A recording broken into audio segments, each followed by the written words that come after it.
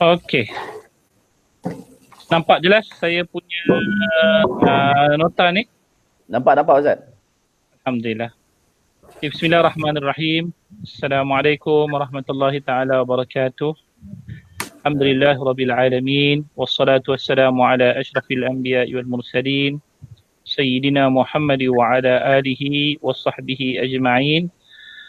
Subhanaka la ilma lana illa ma 'allamtana innaka antal alimul hakim wa la haula wa la quwwata illa billahil aliyyil azim. Alhamdulillah, syukur banyak kepada Allah Azza wa Jalla yang tetap memberikan kita peluang untuk kita bertemu demi untuk nak mentadabburkan ayat-ayat yang telah diturunkan kepada kita menerusi Nabi kita Muhammad sallallahu alaihi wasallam. Dalam masa yang sama, Allah telah pun memberikan kelapangan demi kelapangan untuk kita terus mengharungi kehidupan kita, especiallynya selepas daripada jangkitan ataupun penularan wabak COVID-19 ini. Dan itulah antara nikmat yang perlu kita syukuri. Masjid-masjid, surau-surau dah kembali dibuka dan pengajian ilmu secara umumnya telah pun mula berjalan dan difahamkan, insya-Allah Jumaat depan pembukaan penuh, walaupun masih lagi terikat dengan standard of procedure, tapi pembukaan penuh masjid-masjid dan juga surau-surau bakal diumumkan biidznillah taala. InsyaAllah. Amin ya Rabb. Dan juga terima kasih pada semua yang telah menyelenggara kelas Google Meet ni. Biasanya kita buat kelas satu hala, tunggu tak dapat juga yang baca kan. So hari ni rasanya tak ada lari dah, siapa yang duduk dalam kelas ni kena baca punya, insya-Allah. Okey. So pagi ni kita sambung ayat 107 surah Al-Baqarah. Mulakan dengan firman Allah Azza wa Jalla, a'udzubillahi minasyaitonir rajim. Bismillahirrahmanirrahim. ألم تعلم أن الله له ملك السماوات والأرض وما لكم من دون الله من ولي ولا نصير. Kata Allah, tidakkah engkau mengetahui bahawa sesungguhnya Allah yang menguasai segala alam langit dan bumi? Maka tiadalah bagi kamu selain Allah sesiapa pun yang dapat melindungi dan dapat memberikan pertolongan. Dalam kalimah perkata yang kita dapat lihat pagi ni insya-Allah, iaitulah kalimah bermula daripada kalimah alam. Bulan lepas pun kita dah dapat lihat kalimah ni, tapi ianya adalah kalimah yang boleh kita gunakan untuk nak bertanya sesuatu, nak mendapatkan kepastian. Alam, tidakkah? Ta'lam daripada kalimah alima, ya'lamu, ta'lam, kamu mengetahui. Tidakkah kamu mengetahui anna sesungguhnya lahu baginya, nya kat situ kembali kepada Allah. Maka saya besarkan nun tu kan. Mulku asal maksudnya iaitu kerajaan. Kita dengar surah Al-Mulk, surah kerajaan kan. Tapi kalau kita lihat terjemahan yang diberikan oleh Syekh Abdullah Basmeh dalam tafsir Pimpinan Rahman yang saya bacakan sebentar tadi, Al-Mulk ini diberikan terjemahannya oleh Syekh Abdullah Basmeh sebagai alam. Jugalah maksudnya bila kita katakan kerajaan, apa yang dimiliki oleh Allah Azza wa Jalla selain daripada dia. Masuklah yang di langit, termasuklah yang di bumi, semuanya berada di bawah kekuasaan Allah. Segalanya termasuk dalam alam ataupun makhluk-makhluk Allah Azza wa Jalla. As-samawat, kalimah langit-langit yang berbentuk plural, jamak. Kalau satu kalimah as-sama. Kalau as-samawat ni merupakan plural dan itulah yang sememangnya merupakan hakikat bagi kejadian alam. Allah menciptakan langit itu bertingkat-tingkat ataupun berlapis-lapis seperti mana yang telah Allah sebutkan dalam surah Al-Mulk. Tibaqa, kalimahnya tibaqa. Pernah dengar kalimah tibaqa? Tibaqa ni kalau kita dengar macam pernah dengar. Tapi kalau kita sebut mutabak tu, mutabak, orang Melayu sebut murtabak kan. Asal sebutan ni ialah mutabak. Mutabak ni ialah sesuatu yang dilapis-lapiskan. Sesuatu yang dilapis-lapiskan. Kalau mutabak tu kan dia tak macam roti canai. Pasal apa? Dia berlapis. Dia bukan takat ada kulit, dia ada isi dan sebagainya. Maka itulah orang Arab sebut mutabak. Orang Melayu ditambah ar, mana ar wallahu alam, sedap sebut tak susah sebut, jadi murtabak. Asalnya mutabak, sesuatu yang dilapis-lapiskan. Apa dia? Mutabbak. Mutabbak. Mutabbak. Asal sebutan dia ialah mim ta ba qaf, mutabbak. Daripada kalimah tabakun, tabak ni apa dia? Lapis. Kalau pergi ke tempat Arab pun, kalau nampak dekat dia punya kedai tu tulis ada mutabbak, betul lah tu. Memang murtabak yang kita faham tu lah. Al-ardi. Begitu juga dengan bumi. Bumi disebutkan dalam bentuk yang singular. Satu. Kalau kata langit itu berlapis-lapis, tetapi bumi ini Allah sebutkan secara singular. Dia dikira satu lapis sahaja. Walaupun kalau dalam kita bagi detail kepada bumi, dia adalah istilah lapisan atas dia kerak dan sebagainya. Tapi bagi sisi Allah Azza wa Jalla, ia dikira cuma satu semata-mata. Kita boleh bayangkan betapa luasnya langit berbanding dengan bumi. Bumi yang kita duduk ni pun dah rasa luas, tak pusing habis lagi. Tapi kalau langit yang berlapis-lapis, ianya lebih luas daripada bumi. Dan itu diperakukan bila mana kita naik ke atas langit, naik ke langit, ia lebih luas daripada dilihat daripada bawah. Ataupun kita tengok ke bawah, kita lihat bumi itu kecil. Yang atas tu sebenarnya lebih luas daripada apa yang kita tahu. Wallahu alam. Sebahagiannya pun kita masih lagi belum sempat untuk menjelajah. Dan memang takkan ada sesiapa pun yang dapat menembusi langit, sebab langit dijaga oleh malaikat Allah Azza wa Jalla, melainkan sesiapa yang diizinkan antara Nabi kita Muhammad sallallahu alaihi wasallam.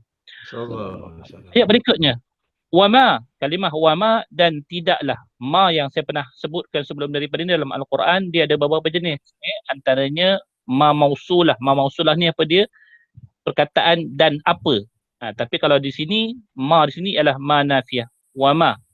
Ma nafiyah ni maksudnya menafikan. Dan tidaklah lakum, bagi kamu, min dunillah. Min tu daripada, dunillah selain daripada Allah. Kalimah Allah saya tak letakkan di sini sebab semua sedia maklum. Waliyin, wali. Wali kalau dalam bahasa Melayu kita, orang kenal wali ni apa dia? Bapak lah wali tu kan. Orang nampak tu je.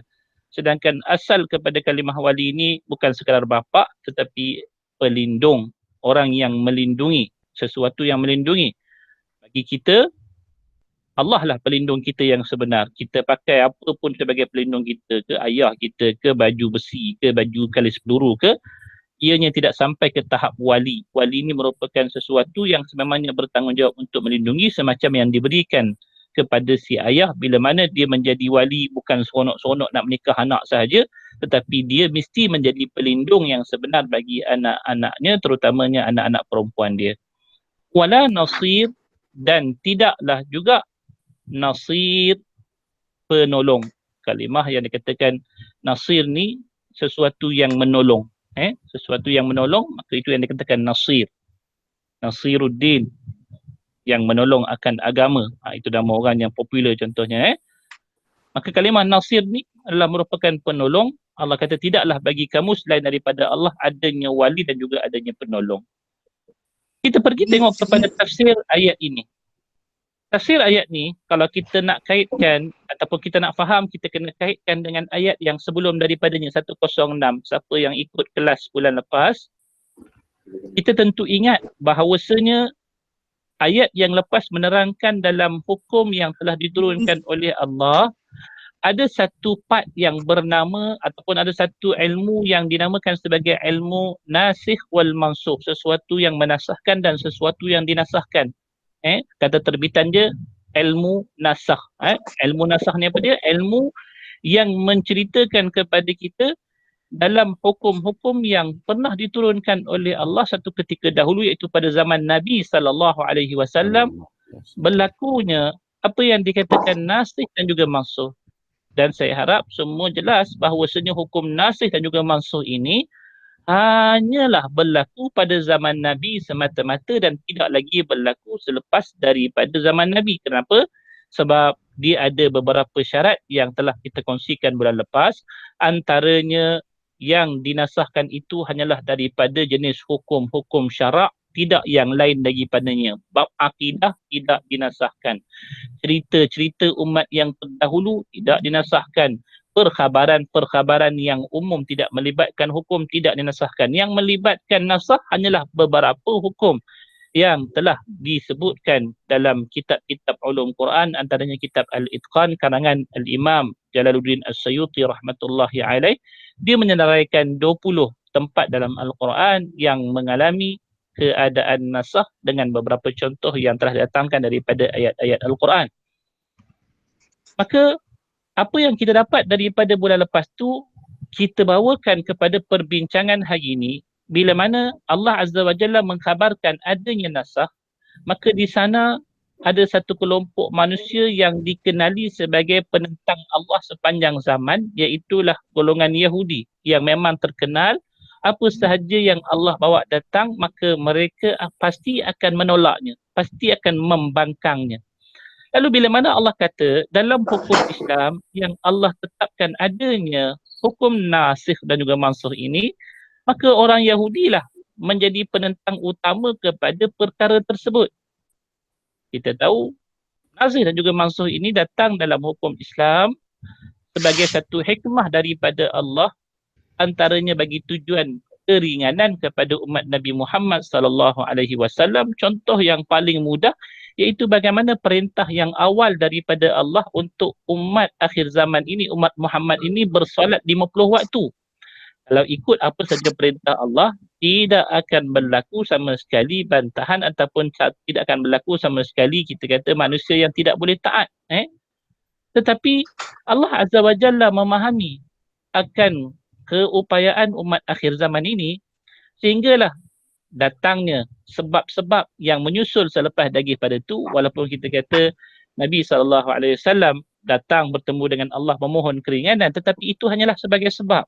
Macam kita cerita bagaimana pengharaman arak, daripada asal-asalnya ianya diberikan pilihan kepada manusia nak minum ke tidak, tetapi setelah berlaku ketika mana seorang sahabat sembahyang satu waktu solat, tengah sembahyang lupa habis apa yang dibacanya.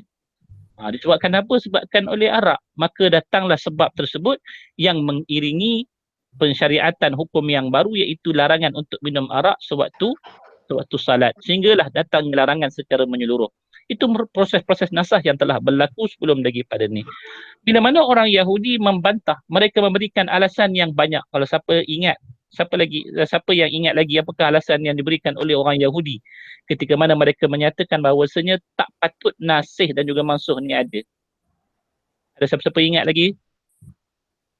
Ini penting untuk nak ingat pasal apa? Sebab nanti percayalah satu masa nanti akan ada golongan-golongan yang terjebak dengan dakyah-dakyah daripada golongan-golongan yang sesat ini untuk nak menolak hukum Allah Azza wa Jalla ini. Iaitu kata orang Yahudi, kalaulah Allah Azza wa Jalla itu melaksanakan nasakh, ianya menunjukkan kepada Allah itu tidak ada ilmu yang sempurna. Maksudnya dia tak tahu apa akan berlaku masa depan. Kita dengar macam macam betul ya. Ini yang bahaya ni kalau kita tak tahu apa alasan kepada penolakan dia. Satu masa nanti dia akan gubah. Dia punya hujah-hujah ini nampak macam menarik, nampak macam elok. Tujuannya apa dia? Tujuannya dia nak nafikan bahawasanya apa yang telah ditetapkan oleh Allah Azza wa Jalla itu sesuatu yang milik Allah.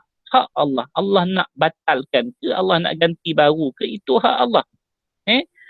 Dan begitulah sebahagian daripada manusia yang menuruti jalan yang sama bila mana mereka menolak sesuatu yang datang daripada syariat Allah Azza wa Jalla pada hari ini. Dan lately ni memang telah datang kembali golongan-golongan yang nak menentang hukum-hukum Allah Azza wa Jalla. Apa dia? Kalau tengok semalam, antara yang heboh iaitu golongan-golongan transgender. Na'udzubillahi min zalik. Saya harap masyarakat sedar tentang perkara ini, bagaimana mereka takkan pernah putus asa untuk nak membawakan agenda-agenda yang bukan-bukan ini, yang datang daripada golongan-golongan yang jauh daripada Allah Azza wa Jalla. Kita tetap mendoakan mereka itu diberikan hidayah oleh Allah, sama ada dengan cara hidayah yang sebenar ataupun Allah memberikan hidayah dalam bentuk pengajaran yang mendatangkan kembali keinsafan kepada mereka dan kita semua, insya-Allah. Mudah-mudahan Allah lindungi kita daripada perkara buruk, itu kita harap. Tetapi kadang-kala sesuatu yang datang daripada Allah ianya adalah tujuan untuk manfaat bagi manusia. Golongan ni kata, kenapa kita ni ditangkap? Alasannya kerana berkelakuan tidak senonoh. Lalu mereka tanyakan, kalau begitu dakwa kami di mahkamah dan cuba buktikan apa yang dikatakan tidak senonoh.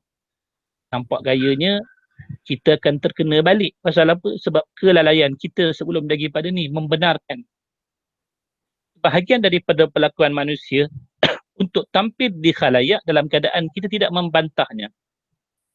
Contohnya bila mana ada adingan-adingan yang dibuat oleh pelawak-pelawak. Pelawak-pelawak ni maksudnya orang yang membuat jenaka, yang berpakaian dengan pakaian-pakaian perempuan, yang memperagakan pelakuan-pelakuan perempuan, dan kita turut sama bergelak ketawa atas lakonan-lakonan mereka. Lalu kita tidak menganggap ianya perkara yang tidak senonoh, pasti ianya akan digunakan alasan oleh golongan-golongan ini. Kalau kita membenarkan pelakuan golongan-golongan tersebut tampil di kaca-kaca televisyen, tampil di pentas-pentas jenaka dan sebagainya, mengapa mereka tidak diberikan kebenaran yang sama, lalu dituduh tidak berkelakuan senonoh, maka pasti itu akan menjadi masalah kemudian hari. Itu sebab dalam Islam ni, bila mana kita melihat sesuatu kemungkaran, seandainya kita berkeupayaan untuk menegurnya, segera kita menegurnya supaya tidak berjangkit kepada kemungkaran-kemungkaran yang lain. Wala'iyadzubillah. Nampak? Lalu bila mana jadi kerana begitu, Allah telah memberikan jawapan-jawapan ataupun Islam sendiri telah menggariskan jawapan-jawapan terhadap apa yang telah mereka dakwa tersebut. Antaranya, kalau mereka membantah akan perkara ini, kenapa mereka boleh menerimanya pada apa yang telah berlaku daripada syariat mereka sendiri. Contohnya kita berikan contoh bagaimana dalam syariat Yahudi itu sendiri, orang yang berbuat kesalahan, yang berbuat dosa kepada Allah, jalan untuk menebusnya hanya satu, iaitu bunuh diri. Lalu Allah Azza wa Jalla menggantikan hukum bunuh diri bagi mereka yang melakukan dosa itu dengan sekadar memohon ampun, taubat kepada Allah Azza wa Jalla, dan mereka menerimanya. Kalau tidak sampai ke hari ini, rasanya kalau mereka melakukan satu-satu dosa kepada Allah Azza wa Jalla, jawabnya matilah belaka mereka. Tapi mereka tak menerima perkara tersebut, sedangkan ia telah berlaku daripada syariat mereka. Begitulah juga apa yang telah berlaku kepada syariat Nabi-Nabi dalam senarai. Mereka yang datang daripada Bani Israel, anak-anak Nabi Yaqub ini, contohnya seperti mana Nabi Allah Ibrahim yang telah dinasahkan hukum sembelih anaknya dan digantikan dengan sembelihan kibas. Itu merupakan sebahagian daripada nasah yang berlaku. Itu antara jawapan Islam kepada mereka. Dan hari ini Allah Azza wa Jalla menyambung lagi hujahan yang telah diberikan kepada orang-orang Yahudi, iaitu kata Allah Azza wa Jalla, alam ta'lam anna Allah lahu mulkus samawati wal ard. Tidakkah kamu mengetahui bahawasanya bagi Allah Azza wa Jalla itu kerajaan langit dan kerajaan bumi. Kalimah ta'lam ini, kalau disebutkan dalam ahli tafsirnya, ianya ditujukan kepada Nabi SAW. Tidakkah kamu mengetahui bahawasanya bagi Allah Azza wa Jalla kerajaan langit dan juga bumi? Meskipun ayat ini ditujukan kepada Nabi SAW, tetapi ianya ditujukan kepada Nabi untuk diberikan jawapan kepada masyarakat ataupun umatnya, khususnya orang Yahudi yang menolak nasih dan juga mansuh tersebut. Lalu kata Ibnu Katsir, tujuan ayat ini diturunkan adalah bagi tujuan untuk menyatakan hal nasah ini bukanlah satu perkara yang mustahil bagi Allah seperti mana yang didakwa oleh orang-orang Yahudi, yang mana bila mana mereka menolak nasah, mereka katakan bahawasanya ia mustahil bagi Allah kerana ianya menafikan sifat ilmu yang sempurna bagi Allah, yang tahu apa yang sebelum, yang sedang dan apa yang akan datang. Benda ni tidak bersalahan ataupun bertentangan tentang ilmu Allah Azza wa Jalla. Bahkan dengan itulah kita meyakini bahawasanya ilmu Allah itu sempurna. Allah menetapkan sesuatu syariat itu sesuai dengan keadaan manusia dan juga zaman yang sedang dilalui oleh mereka, dan ianya relevan sampailah kepada hari kiamat. Maka kata Ibnu Katsir, hal nasah ini bukanlah satu kemustahilan bagi Allah Subhanahu wa taala, kerana apa yang berada di langit, apa yang berada di bumi, semuanya berada di bawah kekuasaan Allah Azza wa Jalla. Bila kita katakan ia berada di bawah kekuasaan Allah, Allah berhak untuk melakukan apa sahaja ke atas sekalian makhluk-makhluknya. Daripada ditetapkan ke atas makhluk-makhluknya. Macam kita lihat daripada ketetapan alam, walaupun ianya setakat ni belum lagi berlaku, Allah menyatakan bagaimana dalam kehidupan manusia perintah Allah Azza wa Jalla untuk matahari itu terbit daripada sebelah timur sampailah ia tenggelam ke sebelah barat, itulah merupakan perintah yang berlaku sehingga ke hari ini. Tetapi kita yakin seperti mana yang telah dikhabarkan oleh Nabi SAW, satu masa nanti Allah akan mendatangkan perintah yang baru kepada matahari. Wahai matahari, terbitlah belah barat dan tenggelam belah timur. sekalian makhluk, hatta makhluk yang besar yang namanya matahari itu pun tunduk kepada Allah Azza wa Jalla. Bila mana berlakunya perubahan ketetapan yang biasa mereka lalui, maka kita juga sebagai hamba Allah Azza wa Jalla kena menerima bahawasanya nasah yang berlaku pada zaman Nabi SAW, ianya sebenarnya adalah merupakan sebahagian daripada perlambangan kekuasaan Allah ke atas sekalian makhluknya. Bila mana dia tetapkan sesuatu, kita tidak punya pilihan yang lain melainkan kena terima segala ketetapan tersebut.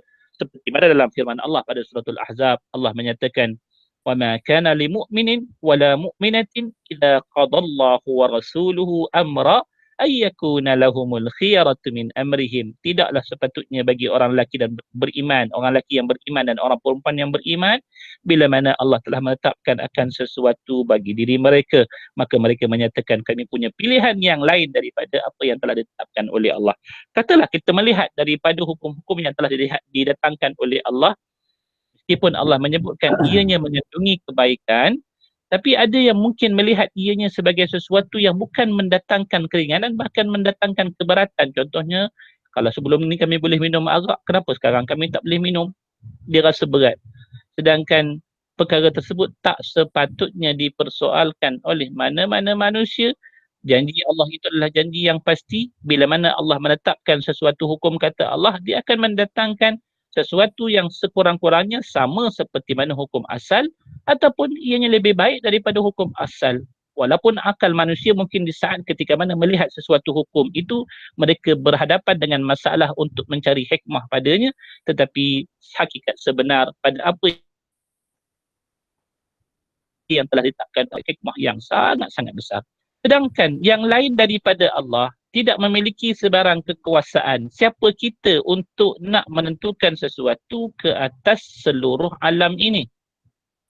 Atas perkara yang kecil ke atas diri kita pun kita tak mampu untuk menetapkan sesuatu yang jelas. Contohnya apa yang berlaku pada kita hari ini, daripada masalah COVID ini, kita pun tak boleh kata pada COVID, wahai COVID, jangan masuk ke dalam diri kita. Contohnya macam video yang dikongsikan satu ketika dahulu kan. No COVID, no COVID. Kita boleh cakap tidak, tapi kita akan kata kena juga. Tak ada apa-apa yang boleh kita lakukan secara pasti ke atas diri kita, melainkan kita hanya boleh berusaha, tetapi ketetapan yang sebenar, kekuasaan yang sebenar itu tetap milik Allah Azza wa Jalla. Kalau kita lihat apa yang dikemukakan oleh Ibnu Jarir At-Tabari, seperti mana yang dinukilkan oleh Ibnu Katsir, kata Ibnu Jarir At-Tabari, pentafsiran ayat ini yang kalau kita nak faham secara menyeluruh adalah seperti mana berikut, iaitulah kata Allah, wahai Muhammad. Itu sebab saya katakan tadi, khitab ataupun ayat ini ditujukan kepada siapa? Ayat ini ditujukan kepada Nabi SAW untuk disampaikan kepada umatnya, khususnya orang Yahudi. Wahai Muhammad, tidakkah engkau mengetahui bahawasanya hanya akulah, yakni Allah Azza wa Jalla, pemilik kerajaan dan kekuasaan langit dan juga bumi. Macam kalau kita sedar, di atas kita itu ada penguasa yang lebih berkuasa ke atas diri kita di sesuatu tempat. Contohnya kita berada di pejabat. Kita bukan bos, kita pekerja biasa dan kita sedar atas kita bos. Adakah kita berani untuk merubah apa-apa peraturan dalam pejabat tersebut bila mana ianya telah ditetapkan oleh bos yang di atas kita? Kita tak boleh. Kita bagi cadangan ke apa ke, kalau kata bos itu bersifat bos yang sebenar, maksudnya bukan bos yang dipinjamkan, maksudnya dia tempoh sementara. Bos ni dia ada dua, satu yang menjadi tetap bekerja kepada bos yang lebih atas, ataupun dia merupakan pemilik sebenar bos yang nombor satu contohnya.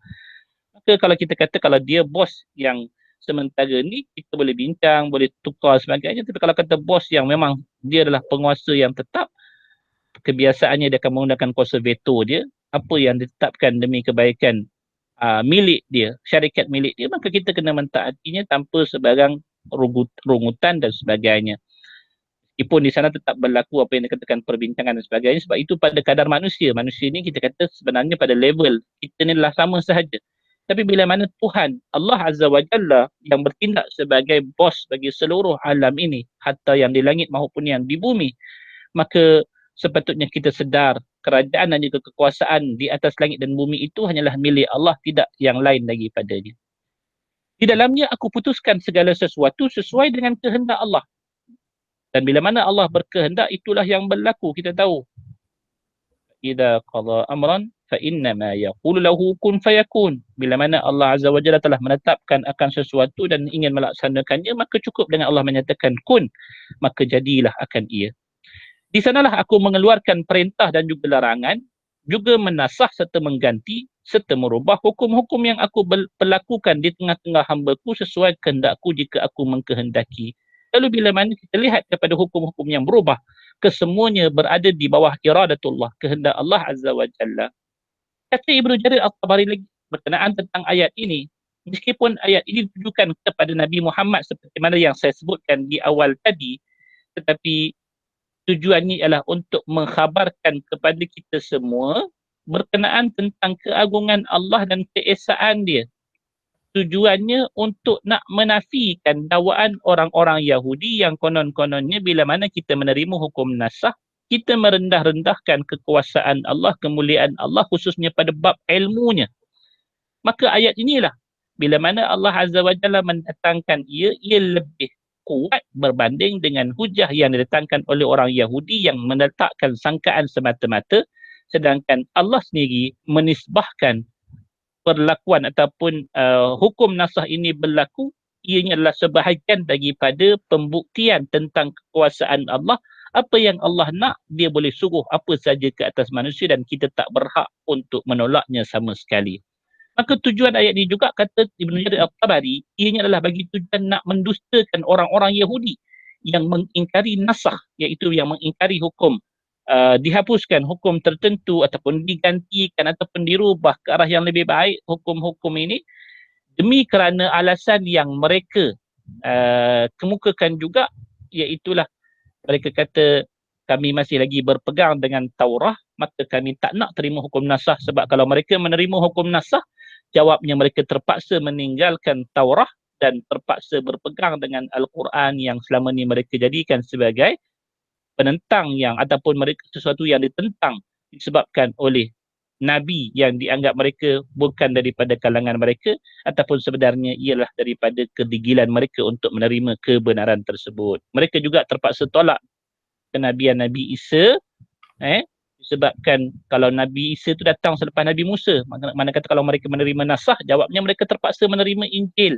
terpaksa tolak Taurah dan terima Injil. Sekarang Nabi Muhammad pula datang, kalau mereka terima nasakh, mana kata terpaksa tolak akan Taurah, terima pula Muhammad, sedangkan Muhammad itulah yang dibenci oleh mereka.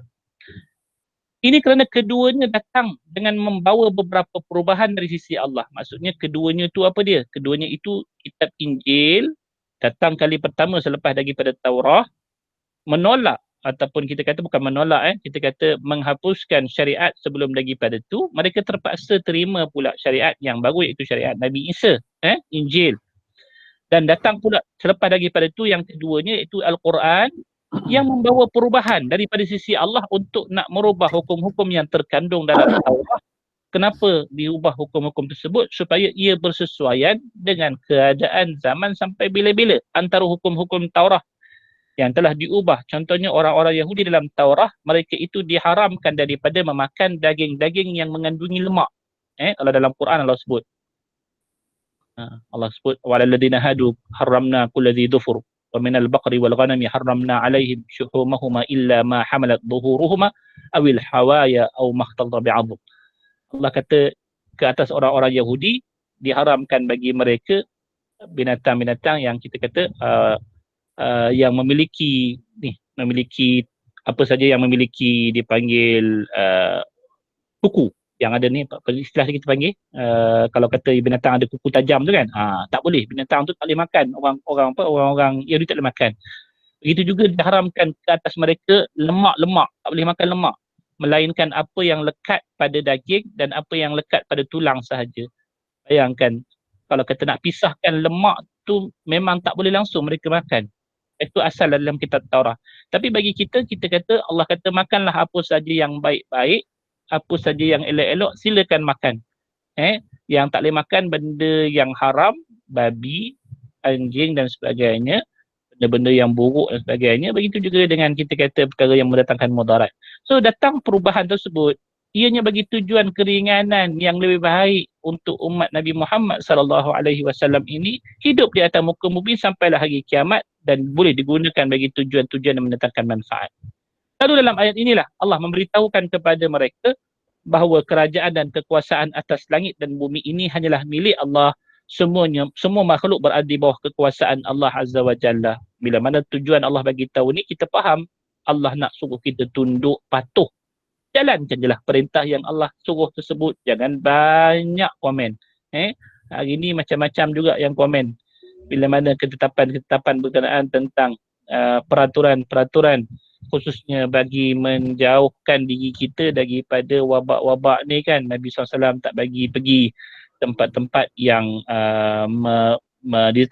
dijangkiti oleh wabak dan kita juga tak boleh keluar sekiranya kawasan tersebut dimasuki oleh wabak. Ada yang mempersoalkan benda tersebut. Kalau kita pergi tengok kepada masyarakat di Amerika Syarikat khususnya yang degil untuk mematuhi arahan-arahan kuarantin yang sangat baik sebenarnya daripada penetapan yang telah ditetapkan oleh Allah menerusi hadis-hadis Nabi sallallahu alaihi wasallam, panduan untuk umat akhir zaman ni. Tapi kita lihat apa yang berlaku di Amerika Syarikat, na'udzubillahi min dzalik, disebabkan tak mematuhi apa yang telah ditetapkan oleh syariat Allah Azza wa Jalla ini.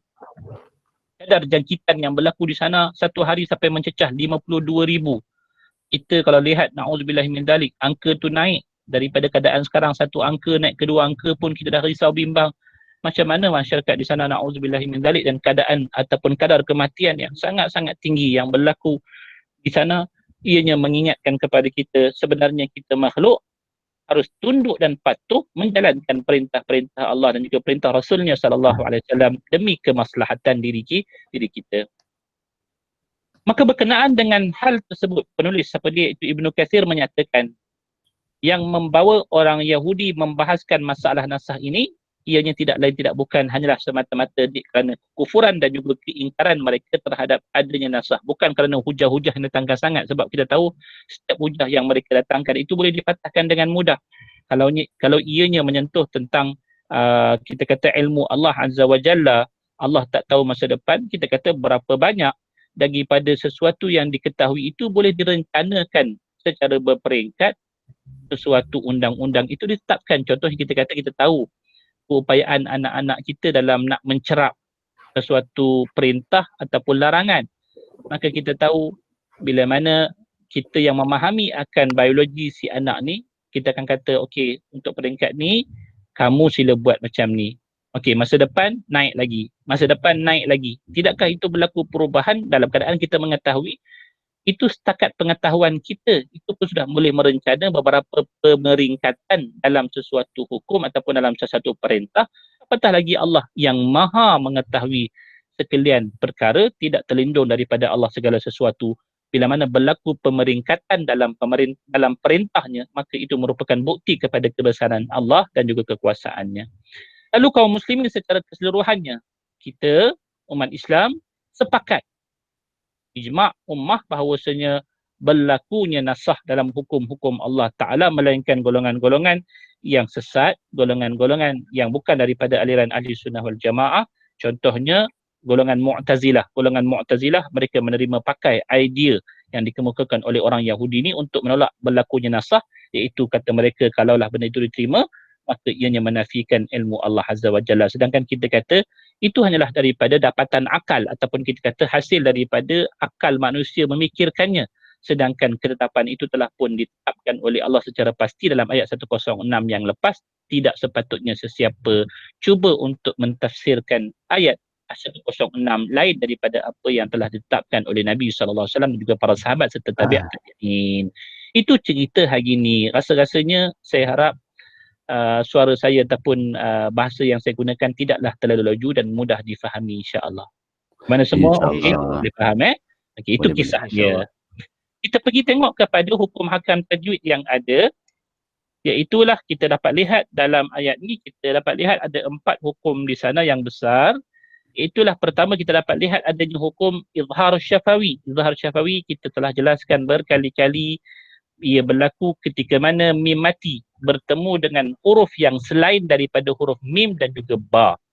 Mim mati, apa saja mim mati bertemu dengan huruf yang selain daripada mim dan juga ba, maka hukumnya adalah hukum izhar syafawi. Izhar syafawi ni apa dia? Kita kena matikan mim tanpa dengung. Jangan dipanjangkan mati mim tersebut. Sebaliknya disebutkan huruf selepas daripadanya tanpa dengung. Manakala hukum yang kedua yang saya berikan pengecualian daripada hukum pertama tadi itu kan, iaitu mim mati bertemu dengan mim. Sekarang ni kita nampakkan mim mati bertemu dengan mim. Cuma kalau kita nampak dalam Quran tu dia ada hukum ataupun ada huruf yang disabdukan. Bukankah sabdu tu menghilangkan apa nama hukum ataupun kita panggil mim yang sebelum daripadanya? Tidak.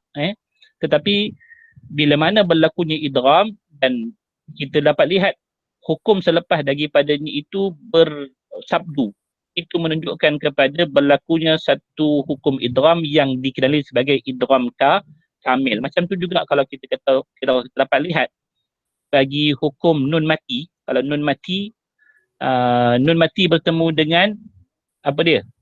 Nun mati bertemu juga dengan mim, kita akan dapat lihat pada contoh-contoh tersebut akan adanya sabdu pada huruf yang selepas daripadanya. Begitu juga dengan ra dan juga lam, nun mati bertemu dengan ra, nun mati bertemu dengan lam. 4 huruf ini pada hukum nun mati kita dapat lihat sabdu di sana. Kenapa? Sebab telah berlaku idgham secara sempurna yang disebutkan dalam istilah Arab ni sebagai idgham kamil. Tetapi bila kita kata mim mati bertemu dengan mim, selain daripada berlakunya idgham, masukkan daripada mim mati tersebut kepada mim yang berbaris, masuk mim mati kepada mim berbaris, maka di sana dimestikan juga bagi kita untuk membunyikan gunnah dengan kadar 2 harakat. Lakum min mati masuk dan kemudian kita bunyikan dengung. Itu hukum idgham mislain. Mislain ni benda apa?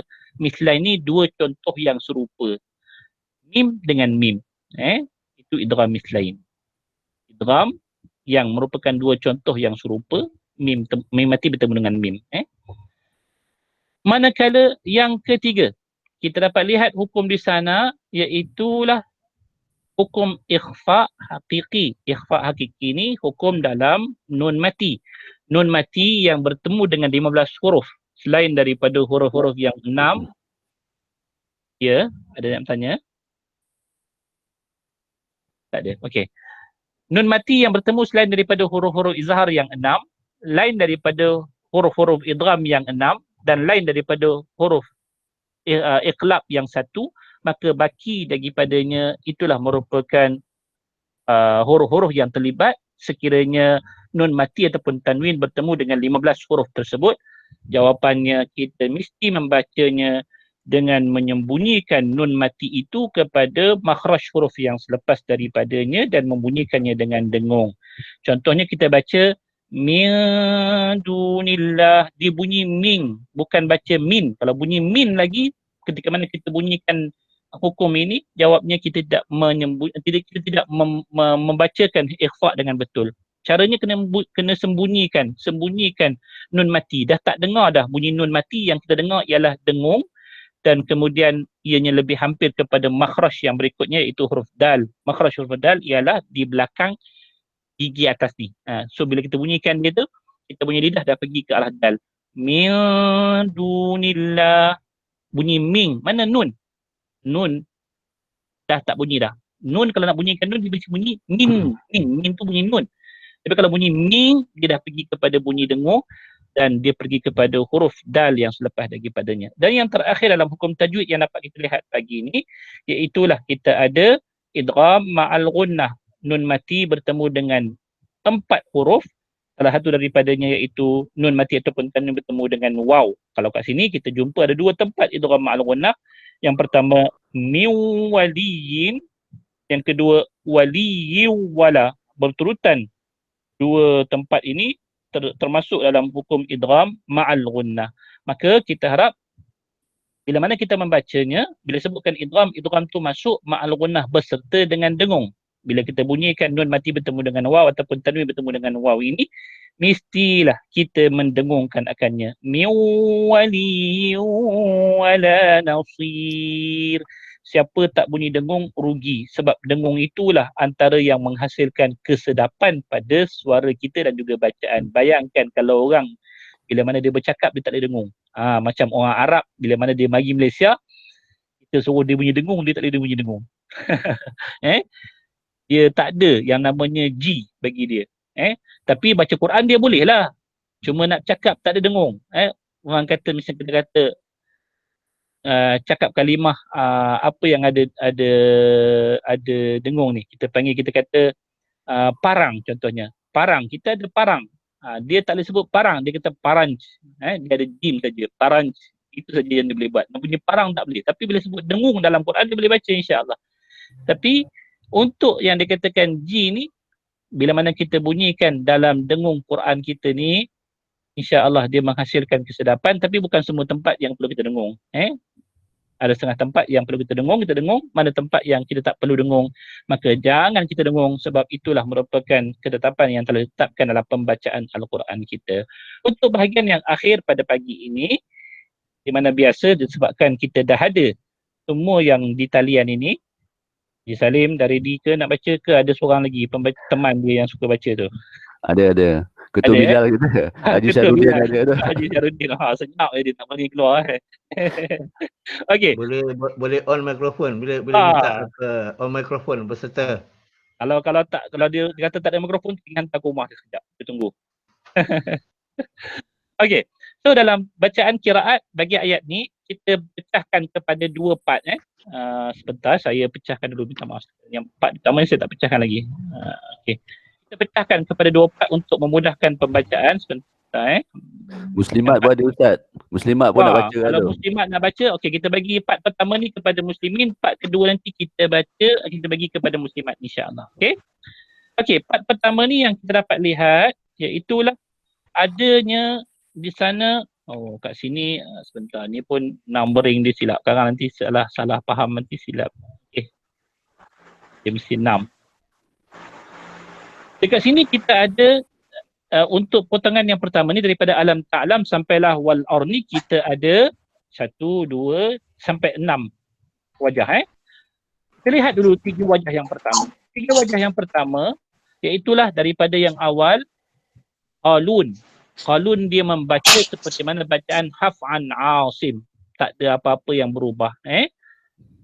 Yang kedua Khallat. Khallat ni anak murid ataupun perawi kepada Hamzah. Dia menumpukan kepada hujung kalimah ataupun hujung kalimah yang terdapat dalam ayat ni, iaitu kalimah al-ard, disebabkan dia berhenti pada kalimah yang ada Hamzah. Ini yang merupakan satu kaedah. Kaedah yang saya pernah kongsikan, ingat tak ingat lagi saya tak tahulah. Tapi siapa yang nak selamat daripada Hamzah, bukan dengan siapa nak selamat daripada Hamzah, jangan berhenti pada Hamzah. Mana-mana kalimah ada Hamzah, jangan berhenti. Kalau tidak jenuh, mesti akan ada bacaan yang perlu ditekankan untuk bacaan Hamzah ni.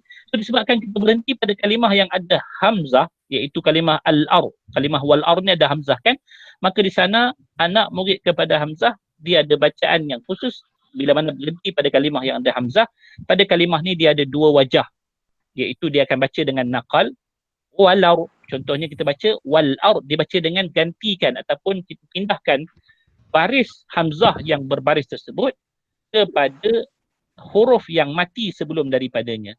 So kalau lam kita nampak mati kan, maka kita pindahkan baris tersebut kepada baris lam dan kita buang Hamzah tersebut, jadilah dia walau. Alam ta'lam anna Allah lahu mulkus samawati walau. Ini bacaan yang pertama. Manakala bacaan yang kedua, bila mana dia membacanya, dia baca dengan saktah. Bila bati dekat kalimah sebegini, dia akan matikan dengan saktah. Alam ta'lam anna Allah lahu mulkus samawati wal ard. Itu saktah. Ini sahabat bagi Khalaf. Dia ada 2 orang. Satu yang namanya Khalaf, satu yang nama Khallat. Khallat dia tak ada apa-apa pada mati yang pertama yang ada alam ta'lam tu kan. Ta'lam sepatutnya lepas daripada mim tu ada Hamzah kan. Tapi Khallat dia tak baca dengan saktah. Nanti kita baca dekat Khalaf nanti baru ada saktah insya-Allah. Okey. Itu yang ada daripada 3 bacaan yang awal.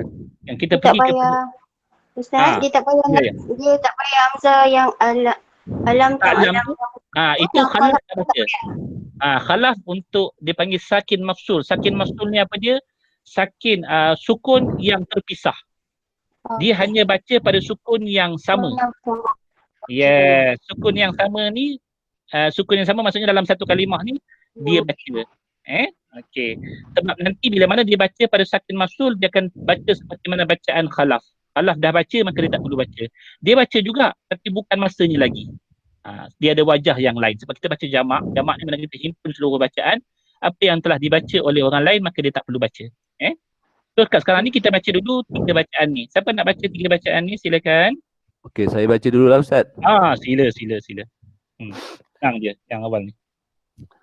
أعوذ بالله من الشيطان الرجيم بسم الله الرحمن الرحيم ألم تعلم أن الله له ملك السماوات والأرض.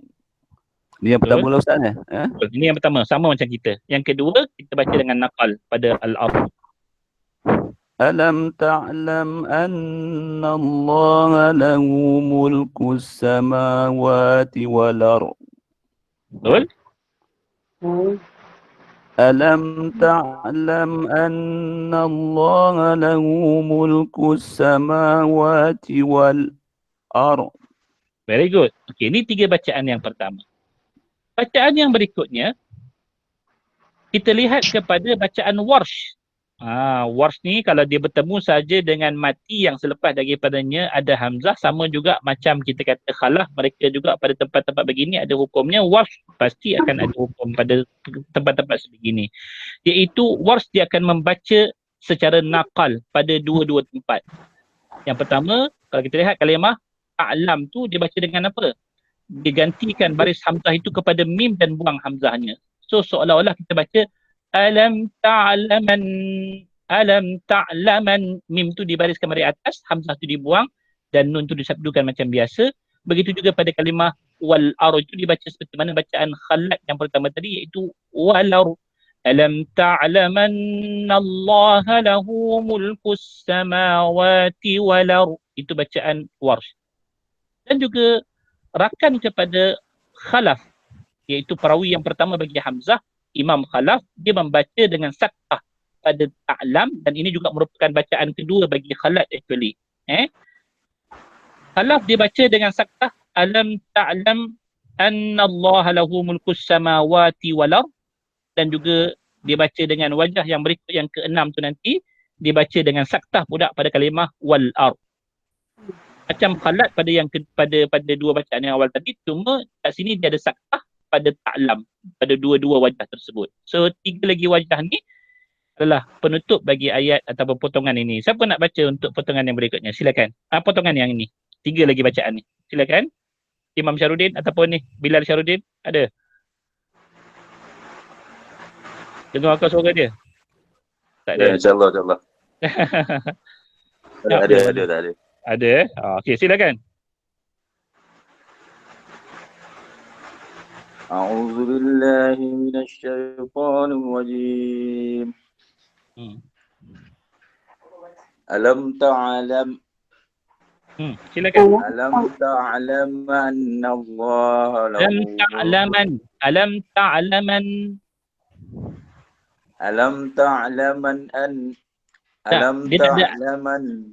Yes, betul. Alam ta'laman Allah lahu mulkus samawati wal ard. Wati walau itu warsh. Dua-dua naqal. Wati wal ard. Okey, Azab semula dah. Sila. Bagi comel sikit.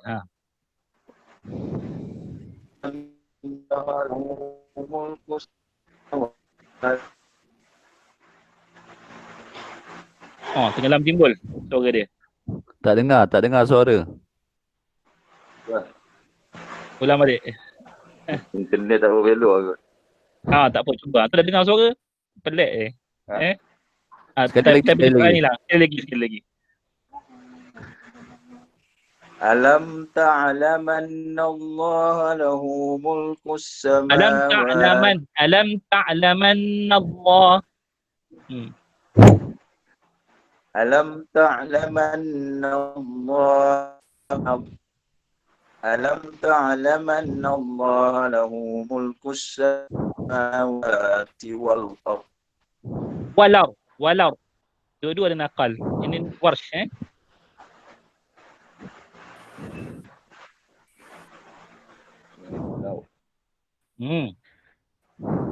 ألم تعلم أن الله له ملك السماوات والأرض.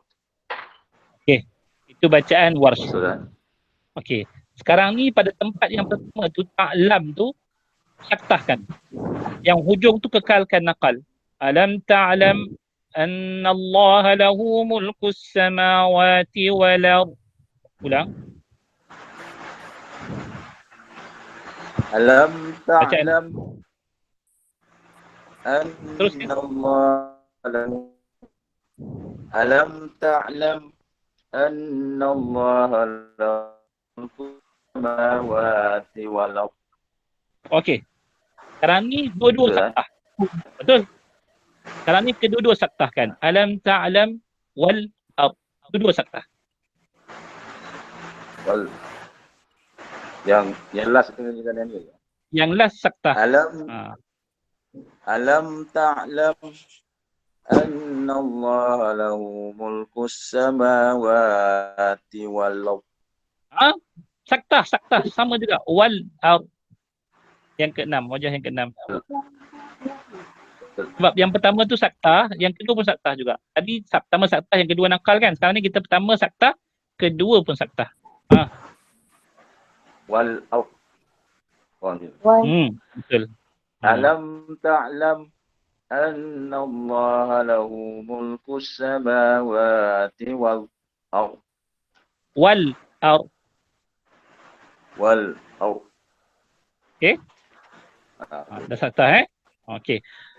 Untuk potongan yang berikutnya, wa ma lakum min dunillahi min waliyyin wala nasir. Ada 3 wajah kat sini. Iaitulah yang pertama, dia punya khilaf dia pada bacaan yang pertama ataupun wajah pertama, minta maaf. Qalun dia baca seperti mana Hafan Asim, tak ada apa-apa beza. Cuma Imam Khalaf daripada Hamzah membaca dengan tinggalkan gunnah pada idgham ma'al gunnah dengan waw dan juga dua tempat ni. Maksudnya bila mana idgham ma'al gunnah bagi Khalaf pada waw dan juga ya, dia takkan baca dengan gunnah. Ini beza Khalaf berbanding dengan imam-imam yang lain. Kita kalau idgham ma'al gunnah waw dan juga ya, kita baca dengan gunnah.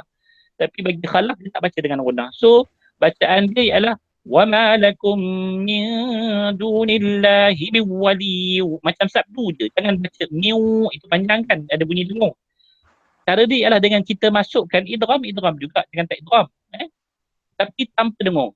Wa ma lakum min dunillahi min wali wala nasir. Itu bacaan Khalaf. Dia cuma sabdukan saja. Dan bacaan Qalun pula untuk wajah yang kedua. Wajah pertama tadi kita baca dengan matikan mim. Wa ma lakum min dunillah. Itu bacaan pertama bagi Qalun. Bacaan yang kedua bagi Qalun ialah dia baca dengan silah mim jamak dan juga idgham dengan gunnahkan pada nun yang mati bertemu dengan waw ni. So bacaan kedua, wa ma lakum min dunillahi min waliyyin wala nasir. Inilah 3 bacaan. Muslimat nak baca kot? Silakan. Bismillahirrahmanirrahim. Wa ma lakum min dunillahi min waliyyin wala nasir. Betul. Bacaan Wa ma lakum min dunillahi min waliyyin wala nasir. Bagus. Wa ma lakum min dunillahi min waliyyin wala nasir. Bagus, lancar, masya-Allah. Ni belajar kat luar juga ni. Insya-Allah. Barakallahu fikum. Maka dengan bacaan yang terakhir tadi, selesailah satu ayat yang kita lihat pagi ni. Subhanallah. Okey. So ada soalan apa-apa sama-sama? Ada soalan apa-apa berkenaan tentang ayat ni? Nak tanya apa-apa? Silakan. Ustaz, ni tentang apa ni, bagi orang Yahudi yang hukum apa? Hukum nansah lah, Nasah, kan? betul nasah dia tak percaya. Tapi orang-orang Yahudi ni juga dia suka macam berbantah-bantah lah, berbantah-bantah pada Nabi, apa benda semua kan. Itu memang Tapi- asal dia lah. Itu memang asal dia. Apa saja yang dibawa datang oleh Allah memang dia akan bantah lah. Cuma disebabkan dia mendatangkan bantahan tersebut dengan hujah-hujah yang kita bincangkan sebelum daripada ni, maka Allah membenarkan, bukan kata Allah membenarkan bantahan tersebut, tetapi Allah mengizinkan mereka itu bantah dalam bentuk begitu dan kita diberikan peluang untuk menjawabnya balik. Supaya ianya kita kata bukan kita menggunakan kuasa veto sepenuhnya, tak, tapi orang-orang yang kita katakan ada setengahnya mereka yang cuba untuk menggunakan akal dalam nak menghukum ni. Kalau kita bantah dengan veto ni, kadang-kadang dia tak boleh nak terima, ataupun kita kata dia tak ada peluang langsung untuk nak mendengar jawapan balas. Tak jadi juga dan kita nak tarik mereka kepada Islam. So jawabnya dia datangkan hujah balas dalam ayat-ayat yang sebegini dan juga ayat sebelum daripada ni. Yalah, sebab mereka juga menjustifikasikan sebab bila membantah ni, maknanya kalau bila anak kita semakin membesar tu kan, dia akan bantah-bantah tu menunjukkan kematangan. Jadi dia menjustifikasikan bahawa dia dengan Tuhan ni macam kita dengan bapa jugalah. Jadi maknanya bila membantah tu ayah sebenarnya suka sebab anak dia tu semakin matang. Kan? Kita nampak ini merupakan budaya yang bukan takat berlaku kepada orang Yahudi dan ia juga berlaku kepada orang Kristian. Kesan daripada mereka mengangkat manusia itu menjadi sebahagian daripada sifat Tuhan. Kan, kalau kata Yahudi dia mengangkat Uzair sebagai anak Tuhan, kalau kata orang Kristian dia mengangkat Isa sebagai anak Tuhan, maka dia kata sifat-sifat manusia itu ada dibawa bersama-sama dengannya lah. So bila mana benda tu dibantah-bantah walaupun pada hak ketuhanan, maka seolah-olah ia perkara yang normal. Sedangkan bagi kita yang kita kata manusia itu adalah makhluk, Tuhan itu adalah sepenuhnya Tuhan, tidak ada campur tangan makhluk sama sekali, maka sifat kita terhadap Tuhan tidak boleh dibantah sama sekali sebab dia adalah merupakan dipanggil ultimate power. Ultimate power ni satu benda yang kita tak boleh nak lawan sama sekali. Kalau kita kata manusia, masih lagi di sana ada peluang-peluang untuk kita nak membantah sebagainya ataupun mencadang sekurang-kurangnya. Dan beza dengan Nabi SAW ialah baginda walaupun manusia tetapi baginda membawa perintah daripada Allah Azza wa Jalla. Itu sebab dia juga tidak boleh dibantah pada urusan dia melainkan apa yang pada peringkat cadangan. Saya pernah bincangkan dengan semua dulu, para sahabat bila mana mendengar sesuatu perintah daripada Nabi yang dirasakan ia adalah daripada cadangan, mereka akan bertanya kepada Nabi SAW. Contohnya dalam peristiwa Uhud. Diorang tanya kepada Rasulullah, ya Rasulullah, adakah pergi ke medan Uhud itu merupakan wahyu daripada Tuhan ataupun ianya lah peringkat cadangan? Maka Nabi kata cadangan. So mereka cadang supaya ianya ditarik balik. Tapi Nabi SAW kata bila mana kami dah pakai baju besi, kami takkan buka balik, itu saja. Tapi kalau kata Nabi belum pakai baju besi, maksudnya ia boleh tarik balik. Tetapi apa yang datang langsung daripada Allah, direct daripada Allah, ia sememangnya tidak boleh ditarik balik sama sekali. Melainkan datang ayat ataupun perintah baru dalam bentuk wahyu yang baru. Wallahualam. Jelas Ya, betul, jelas. Barakallahu fikum semua. Okey. Terima kasih banyak Ustaz. Sama-sama juga. Terima kasih banyak semua sudi. Ada soalan Ustaz? Ya, sila. Ustaz. Ya, sila. Ini soalan ni lain daripada bukan surah ni kan? Apa dia tu? Ustaz boleh off presentation dulu tak Ustaz? Okey. Off presentation dulu. Oh, okey, sorry. Nanti hilang kan. Okey. Thank you. Silakan. Ustaz, ni tentang surah An-Nur ayat 60 tentang apa ni, aurat. Okey. Okey, wal qawaidu min nisa. Yes.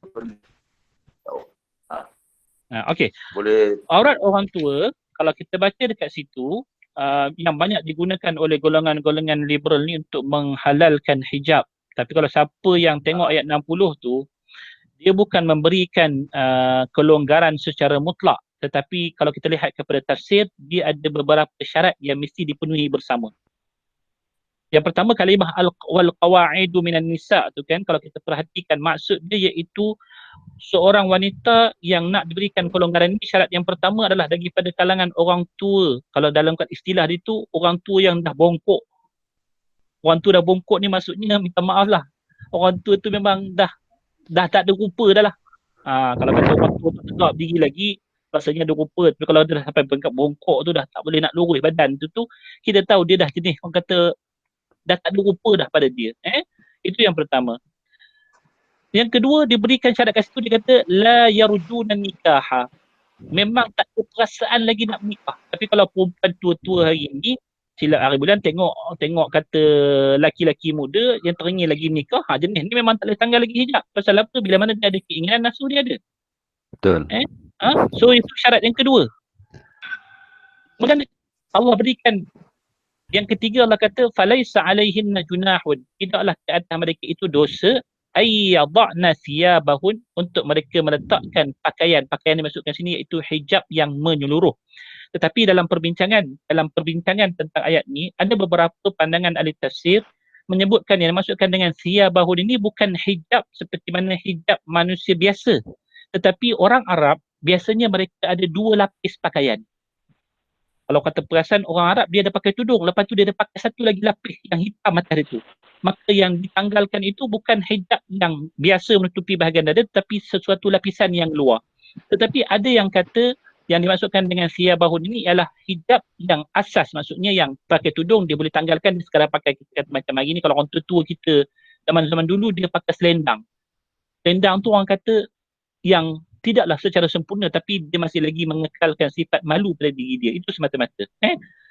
Tapi saya dulu nampak, wallahu alam, yang dimaksudkan dengan thiyabahun ni iaitu seperti mana orang Arab, adat Arab, iaitu lapisan yang kedua yang melapisi bahagian luar secara penuh tu dia boleh tanggalkan. Dia cuma pakai apa yang basic untuk dia berhadapan dengan manusia.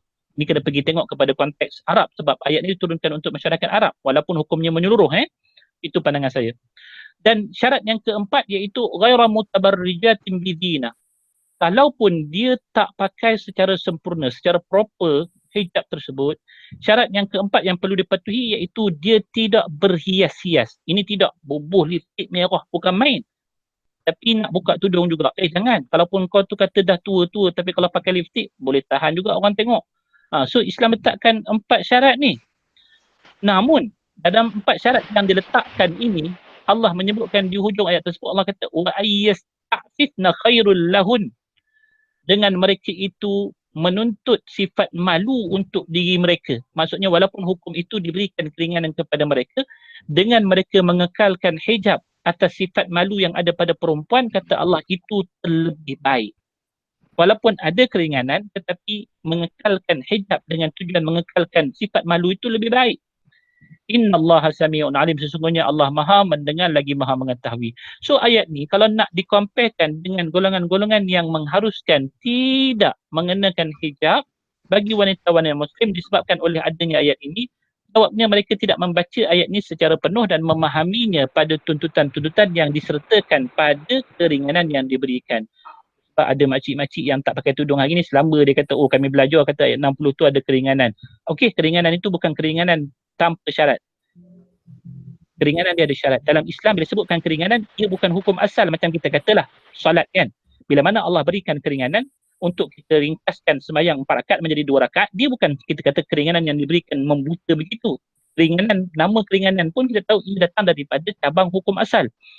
So bila mana keringanan yang diberikan oleh Allah pada salat daripada hukum 4 kepada 2, ia datang dengan sebab kita kata manusia itu bermusafir ataupun berhadapan dengan keadaan-keadaan seperti mana perang dan juga lain-lain. Maka bagi keadaan ini juga disebutkan keringanan, ia datang dengan syarat-syarat yang mesti dipenuhi, bukan dipetik sebegitu sahaja kemudian dijadikan sandaran untuk dia berpegang tanpa dia memahami sebenarnya tuntutan ayat ini. Wallahu a'lam. Okey. Jelas Ustaz, terima kasih. Barakallahu fikum. Terima kasih banyak semua. Jumpa lagi. Tu agak-agak bulan depan dah boleh jumpa belum? Kita doa Ustaz, insya-Allah. Boleh jumpa, kena boleh sarapan bersama. Bersama tu lah. Tapi dengan kata minggu ni insya-Allah semalam kot keluar kenyataan daripada Menteri Pertahanan kot yang katakan dibuka masjid-masjid surau secara sepenuh tapi dalam keadaan SOP Minggu ni kot rasanya insya-Allah. Mudah-mudahan Allah berikan kemudahan semua. Insya-Allah Ustaz. Terima kasih banyak semua. Barakallahu fikum. Assalamualaikum warahmatullahi wabarakatuh. Waalaikumsalam warahmatullahi wabarakatuh.